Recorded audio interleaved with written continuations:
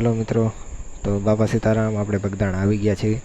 તો આપ સૌને બાપા સીતારામના દર્શન કરાવશું, ગાદી મંદિરના દર્શન કરાવશું, સમૃદ્ધિ મંદિરના દર્શન કરાવશું અને ધ્યાન મંદિરના પણ દર્શન કરાવશું। ધ્યાન મંદિરના દર્શન કરાવ્યા બાદ જે બાપાની મૂર્તિ મંદિરની અંદર છે એના પણ દર્શન કરાવશું।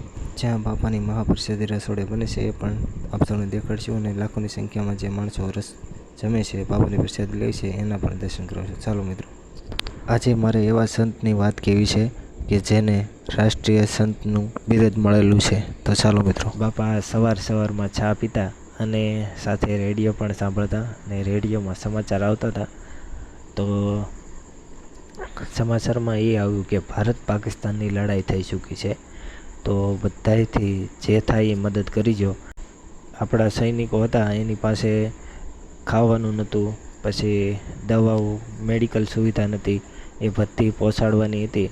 એટલે એ સમાચારમાં કીધું હતું કે જે મદદ થાય એ આપ સૌ કરજો। તો બાપાને એમ થયું કે મારી પાસે તો અત્યારે કાંઈ છે નહીં, પણ બાપાએ જોયું તો એની પાસે બધી વસ્તુ હતી। એનો આશ્રમ હતો, આશ્રમમાં જેટલી હતી એ બધી વસ્તુ બાપાએ એમ થયું કે હું નીલામ કરી દઉં તો જે પૈસા આવે એ હું દેશને માટે આપી શકું। તો જે આશ્રમે સેવા કરતો એ માણસને બાપાએ બોલાવ્યો કે એલા ભાઈ તું અહીંયા આવતો। તે એ માણસ આવીને કે બોલો ને બાપા, શું કામ પડ્યું? તો કે તું ગામમાં જા અને જે શેઠિયાઓ છે એને બધાને કે બાપા આશ્રમ નીલામ કરવા માંગે છે। તો જે માણસ હતો એ વિચારમાં પડી ગયો કે બાપુને કંઈ કહેવાય તો નહીં, કે નહીં કે ખાટા થઈ ગયા તો કે સારું બાપુ સીતારામ, હાલો હું જાઉં છું।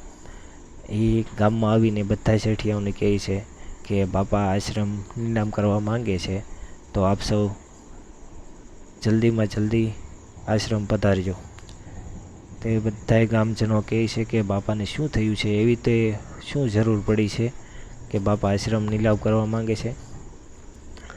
તે બધાય શેઠિયાઓ આવ્યા, આવીને બાપાએ નીલામી ચાલુ કરી। કોકે વાસણો લીધા, કોકે ગોદડા લીધા, કોકે ખાટ લીધી, બધી વસ્તુ નીલામ કરી લીધી અને છેલ્લે વધી બંડી બાપાની, એ પણ બાપાએ નીલામ કરી દીધી। અને બધાય પૈસા, જે પૈસા આવ્યા ને એ બધાય જઈને અધિકારીને દઈ દીધા। બાપાએ પણ કીધું કે હજી જરૂર પડે ને તો પૈસા માંગી લેજે। અધિકારી મનમાં વિચારે છે કે આટલા પૈસા આપ્યા બાદ પણ હજી એમ કહે છે કે જે જરૂર પડે તો પૈસા માંગી લેજે। તો બાપા અધિકારીની વાત જાણી ગયા અને કીધું કે તું શાને ચિંતા કરે છે, મારો હવાલો બેઠો છે ને, એમ કહી અને બાપા સીતારામ કહી એ બગદાણા તરફ નીકળી ગયા। અને બાપા હંમેશા એક જ વાત કહેતા, જેવી મારા વાલાની મરજી। તો ચાલો મિત્રો, આપ સૌને ભવ્યમાં ભવ્ય રસોડું અને લાખોની સંખ્યામાં ભોજન બને છે એ રસોડું આપ સૌને બતાવશું। અને કહેવાય છે ને રામ રોટી એ પણ આપ સૌને બતાવીશું। ભવ્યમાં ભવ્ય ભોજનશાળા છે જ્યાં લાખોની સંખ્યામાં માણસો જમે છે, એ પણ હું તમને દેખાડીશ। તો ચાલો મિત્રો, વિડીયોમાં બન્યા રહીજો। તો મિત્રો, અહીંયા બની રહી છે રામ રોટી, જે વખણાય છે ને બગદાણાની રામ રોટી।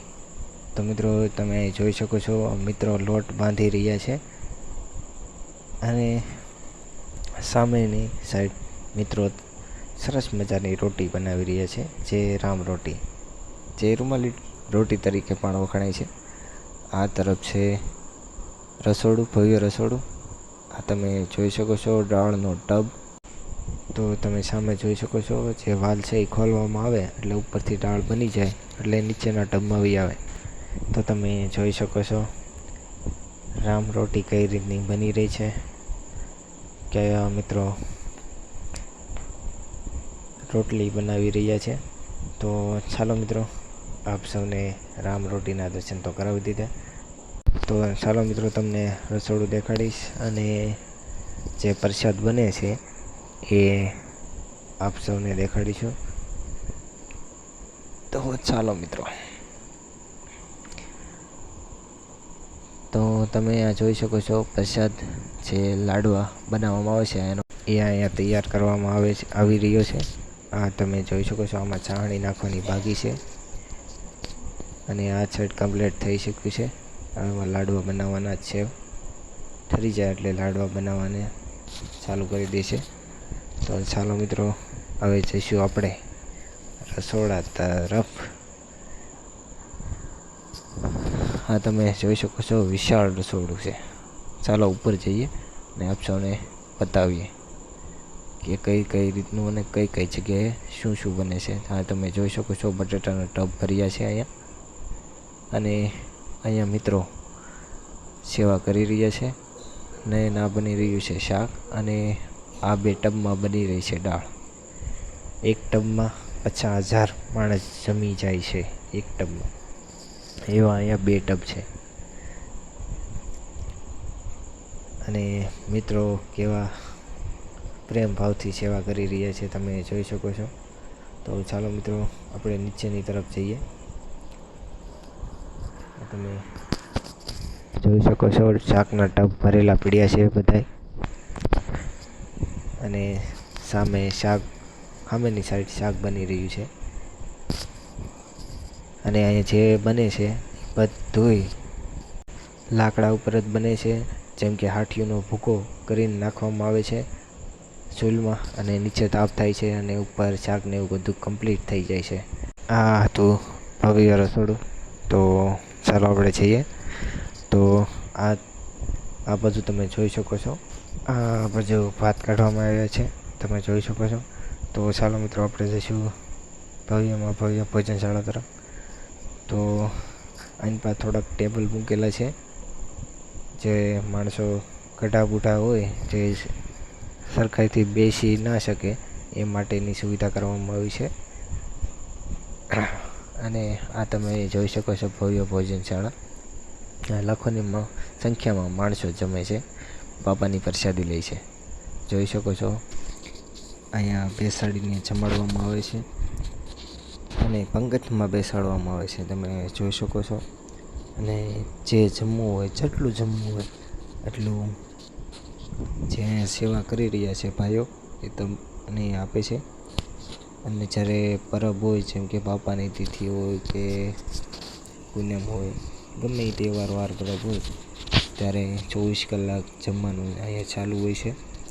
અને ચાલુ ટાઈમ હોય, ચાલુ દિવસો હોય ત્યારે 12 વાગે જમવાનું ચાલુ થાય છે અને 5 વાગ્યા લગી ચાલુ રહે છે. અને સવારે નાસ્તામાં પૌવા અને સેવ આપે છે. તો અહીંયા તમે રોકાવ તો સવારે નાસ્તો કરવા પણ સુવિધા અહીંયા આપવામાં આવે છે. તો ચાલો મિત્રો, આપણે પ્રસાદી લેવા આવી ગયા છીએ. ચાલો મિત્રો, હું પ્રસાદી લઉં ત્યાં સુધીમાં જો તમને વિડીયો સારો લાગ્યો હોય તો લાઈક કરી દેજો, સબસ્ક્રાઈબ કરી દેજો, અને ઝાઝામાં શેર કરી દેજો. અને ખાસ કમેન્ટમાં બાપા સીતારામ લખવાનું ભૂલશો નહીં. અને બોલવામાં ભૂલચૂક થઈ હોય તો માફ કરી દેજો. તો ચાલો મિત્રો, ફરી મળીશું નવા વિડીયોમાં. તો બાપા સીતારામ, જય શ્રી રામ, રાધે રાધે, જય માતાજી.